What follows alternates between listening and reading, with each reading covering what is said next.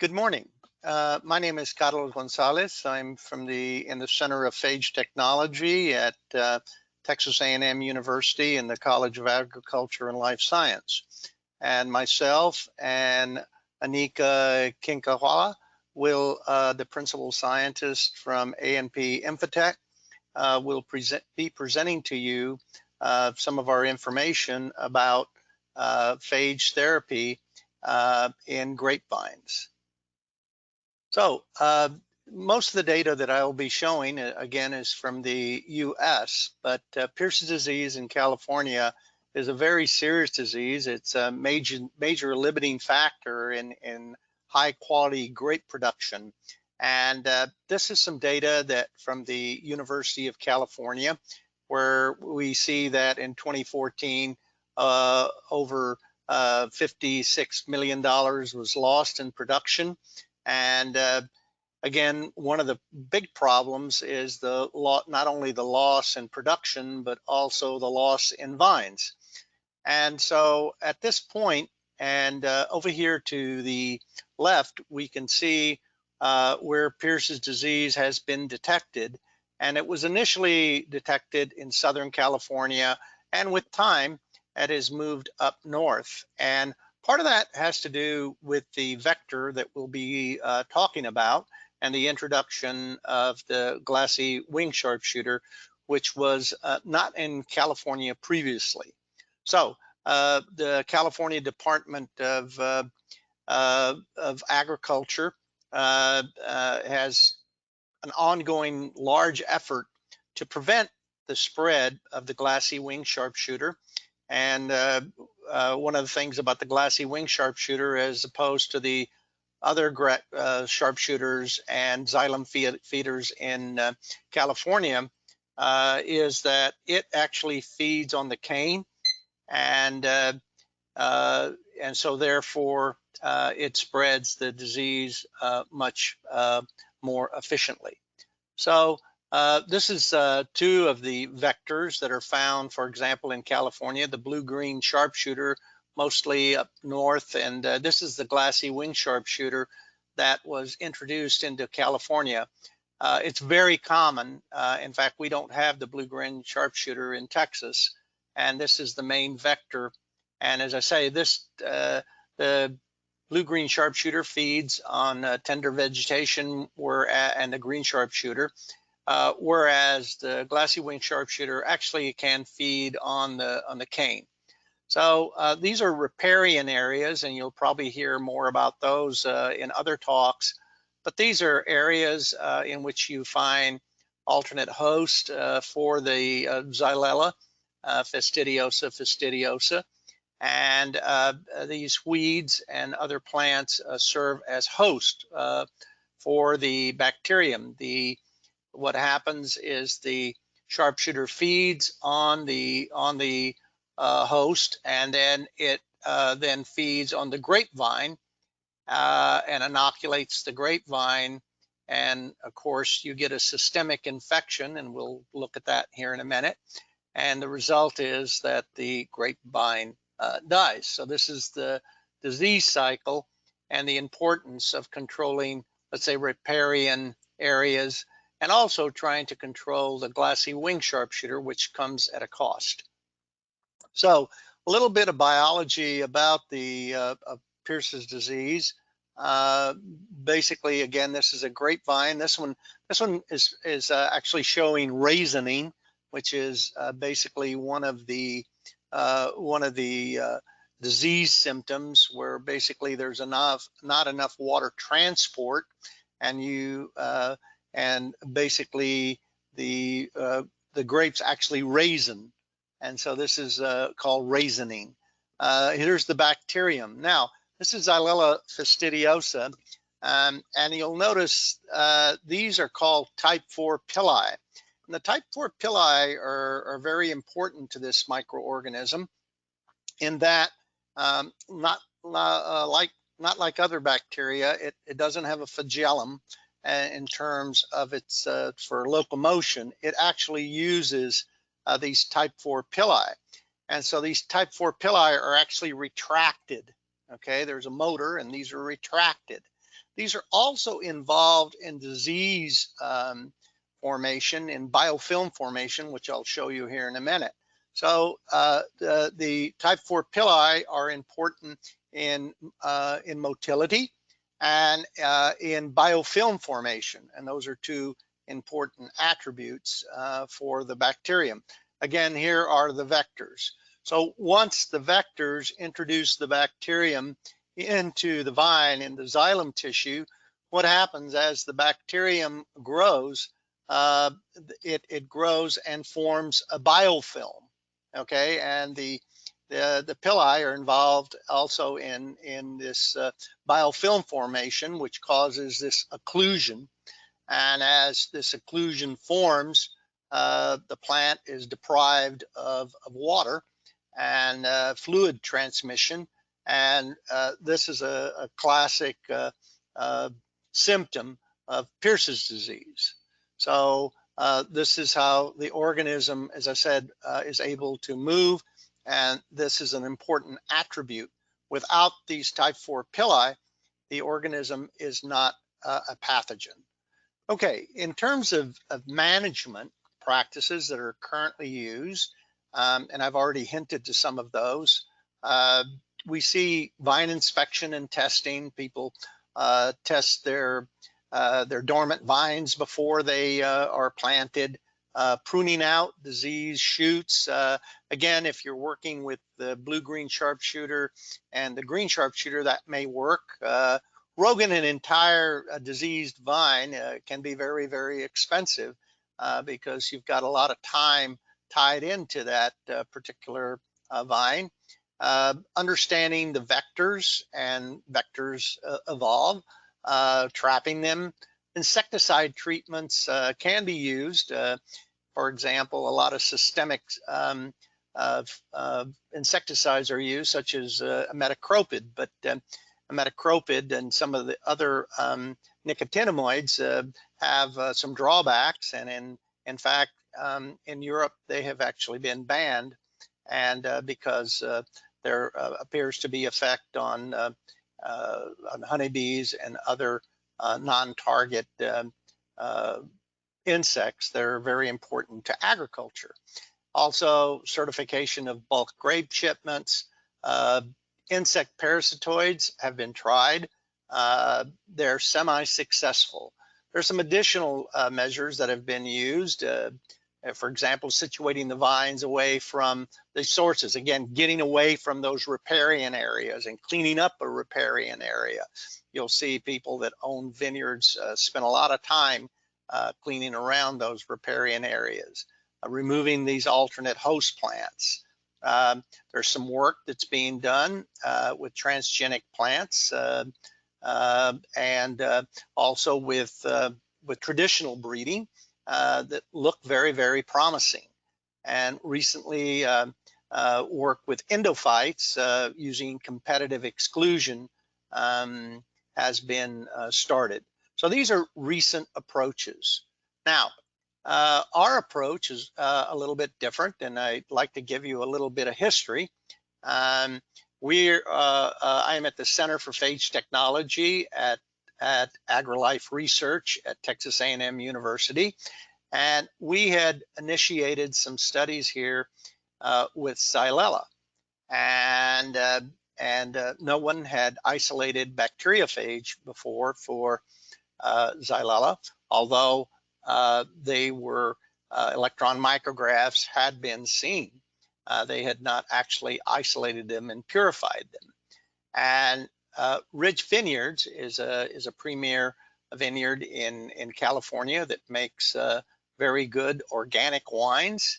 And Paul Draper is the winemaker, and Paul is a world-class winemaker. And one of the things that Paul does every year is he takes a trip around the world somewhere and is looking for new varieties, looking for how other people do things, and bringing them back, always learning. So very interesting person to talk to. Well, Paul knows his history also, and he was visiting about 12, 13 years ago, he was visiting India. And he knew his history because he remembered the story that basically Ernest Hankin had published a paper a long time ago, and actually 1896, I believe. And he was describing the microbes of the Ganges and another river in India. And in a second paper, he had described basically the bactericidal action of the water against the cholera. And he published the paper, and nothing really came of it. And then actually the two people, Frederick Tork in 1915 and Felix de Herelle, actually independently also found bacteriophage. And it was actually de Herelle that pursued it and promoted it for treatment of human and animal disease. But so Paul kind of knew this history, and he approached Mr. Akito Osuka, and he was the CEO of Osuka Pharmaceutical, which owned Ridge Vineyards, and said, I would like to see if we could develop a bacteriophage because we grow plants, vines organically. And Mr. Otsuka said, yes, let's do it. So we had just started our work with Xylella and bacteriophage because we were working on other bacteriophage, and this was of interest because we have this disease in Texas. So a little bit of background on bacteriophage. Basically, bacteriophage or viruses of bacteria, and they absorb or attach to their host. They have receptors, and they can inject their nucleic acid. In this case, I said DNA, but there are single-stranded, there are double-stranded RNA phages, there are double-stranded DNA phages. Most of the phages that we work with are the double-stranded DNA phages. Well, in this case, they inject their DNA, and they take over the replication mechanism in the host. And basically what happens in a cycle, they can produce somewhere between 50 to 300 in some cases, occasionally, usually 100 copies, more phage. And so then these reinfect. Now, bacteriophage are the most numerous microorganism on the I should say, on the face of the earth. 10 to the 31. There's always at least 10 more bacteriophage than bacteria, right? And they affect a lot of things in our lives. In the ocean, for example, they're very important in nutrient cycling. So they're specific. They're harmless to plants, people, and beneficial microbes, and an alternative approach. So again, an old technology. Now, what happened with bacteriophage? They were discovered. We knew they worked, but in the 1940s, of course, they were abandoned in favor of antibiotics because antibiotics could be used for infection. There are a few places in the world that continued to work with bacteriophage, not the Western world. Okay, so again, a little bit more phage biology. In phage therapy, you want to use virulent phages. That is bacteriophage that basically absorb to their host, introduce their nucleic acid, and then basically replicate and lyse the host, kill the host, right? Well, again, each cycle, which can be from 15 minutes to 60 minutes, can produce multiple virions. So some people like to say phage are the medicine that replicates. And there's another category called temperate phages. And in this case, the temperate phage actually integrates into the chromosome of the host at an attachment site. We call them at sites. And basically, when it attaches into the chromosome or integrates, it replicates with a host every time. And it's dormant there, but it can re-enter a lytic cycle if induced, and usually those are conditions which are not favorable to growth, and it goes into a lytic cycle, and then it lyses the host. The problem with this is that these temperate hosts basically what happens is they make these hosts that are carrying this copy resistant to infection by other related bacteriophage. That's called super infection immunity.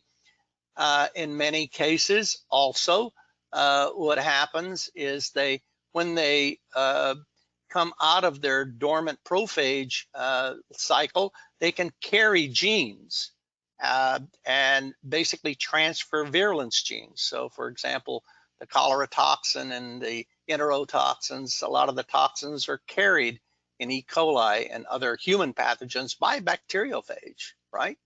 So this can happen also with plant pathogens. And in fact, we have not published it yet, but we've actually shown transduction in Xylella. So a little bit more biology in letting you know that bacteriophage are around. This is the CVC strain, or the citrus strain of Xylella. This is a Temicula strain from California. This is an oleander strain, and this is an almond strain.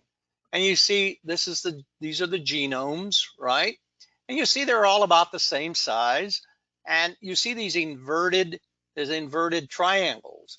Well, these inverted triangles are basically what we call prophage-like regions. In other words, if you sequence this, they look like a bacteriophage. Well, indeed, in many cases they are, or they're remnants of them. And then, so what you see, these lines going across, means if you were to line up these different chromosomes, there are inversions. So these particular bacteriophage sites, insertion sites, also serve as recombinational sites, right? Where you can actually invert a chromosome. Okay, so what does that lead to? That leads to evolution, right? And this is how a pathogen can evolve. So not only do these bacteriophage carry genes from one to one, but they can also help in evolution. Okay, so enough background. Our laboratory was the first laboratory to actually show plaques of Xylella. We collected samples from vines. We collected samples from water, weeds, etc. And we developed an assay system to basically be able to detect plaques. And these plaques, each one of these plaques represents a single bacteriophage that is replicated. And if you were to cut this plaque here and actually titer it, you would titer it, and this is one of the first things I have some of my students do, it would titer at about 10 to the 6th plaque forming units. Okay, now the problem with Xylella is that fastidiosa tells you that it's very hard to grow. Well, it takes about 10 days to grow, 10 to 12 days to get these plaques. And this was not efficient enough for us. So one of the things that we looked at in nature was to look for a surrogate system. And the surrogate is a related bacterium, a Xanthomonas. Xylella and Xanthomonas are in the Xanthomonidaceae in the same family. And some of these share receptors, not all. So we were able to cut down our ability from 10 days to 2 days in being able to get plaques. once we are able to purify them, one of the things that we spent a lot of time on, and A&P has spent a lot of time on also, is sequencing these phages and confirming that they don't carry any toxins. Some can. And also determining their lifestyle. And when I say lifestyle, if you recall, I introduced you to virulent phage and temperate phage. Well, you don't want a temperate phage. You want a virulent phage. And so this is an example, some electron micrographs. This is a podophage. This is a podophage. It's a short-tailed, double-stranded DNA phage. This is a siphophage, which basically the tail does not contract. I'll show you a myophage a little bit later on, and this is a reference in the Journal of Bacteriology where we had the description. So again, getting to our back to the pathogen, again, we show these pilus, right? And here, interestingly enough, the bacteriophage that we work with use this as a receptor site. So basically they adhere to the type 4 pili and are actually pulled into the bacterium. So you can see where they're being pulled in here. Okay, again, remember that this is a fact that these pili are necessary for disease, right? And for biofilm formation. So if they lose these, they're no longer pathogenic. And in fact, we've done experiments in the laboratory. We've done some in the greenhouse and in the field. We haven't detected any in the field that are resistant, but when you force the issue in the laboratory, what happens is there's a set of genes, one of them being the Pili gene, and what we find out is that we'll get a frame shift in that particular gene, or we'll have a transposon jump into it, a jumping gene, and disrupt it so that they lose their pili. So they make the choice to live, but without pilus, right? Okay, so this is just an electron micrograph of one of the phages bursting after a cycle, and you can see that the phage are being released. So the phage that we isolated are called tail phages, the phages that we're working with. They're double-stranded tail phages, double-stranded DNA phages. They're Cautovarialis, and about this is the representative of a myophage, and basically this is contractile. It contracts, and the nucleic acid is injected, and you can see the tail fibers here. You see the tail fibers here. This is a siphophage. This is non-contractile, reminiscent of lambda phage, and basically is non-contractile. And this is a podophage. It's a short-tailed phage. Okay, so this is representative of the phages that we've been working with in Xylella. So bacteriophage are used in many instances for both human and agricultural use.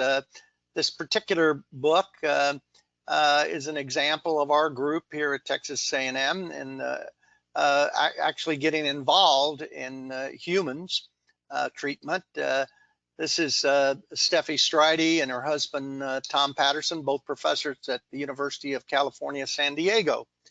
And basically, they went on a vacation to Egypt. He had emergency surgery, came back and was flown back to California near death. He was in a coma for 30 days. She contacted Dr. Roy Young in our group and mobilized the Center for Phage Technology, our group working together with the Navy and other groups, one at Yale, developed the different cocktails, and Tom is doing great. You can see him here. Actually spoke to him a couple of weeks ago, and he's doing great. They're also used in agriculture. This is an example of fire blight, where there's a phage is being used for fire blight and for tomato spot. And also also for poultry for health. Okay, so this is the packaging now. Infotech has obtained EPA approval for the phage cocktail. They've also it's also been certified as organic, and so it can be used by organic vineyards. And this is the delivery system. This is an interesting story in that you see that the injector is made by a company called Needle-Free Systems. Well, I called them when I wanted to figure out how to inject vines. I said, well, we have to have a needle, and they told me, well, our name is Needle-Free Systems. We don't use needles. Well, after much discussion, they did develop one for us. And this is actually version number 4, I believe, quite improved, weighs a lot less than the original aluminum base. The product is introduced here. There's a quite sophisticated piston in here. It can deliver as little as 10 microliters reliably. And this is the needle. These little cones are different cone sizes that allow you to basically inject at different depths. The needle has 2 holes. And so it injects out both ways. And so very, very efficient way of doing it. And this is hooked up to a CO2 tank. Okay, and this is just an example of some of the people at A&P going out and testing this on a vine, and they used a dye initially just to see how it worked, and you can see that it's introduced very, very nicely when you do a cross section. So the food dye is injected, it moves up very, very nicely in the vascular system, and then when you do a cross cut, you can see it introduced into the vascular system.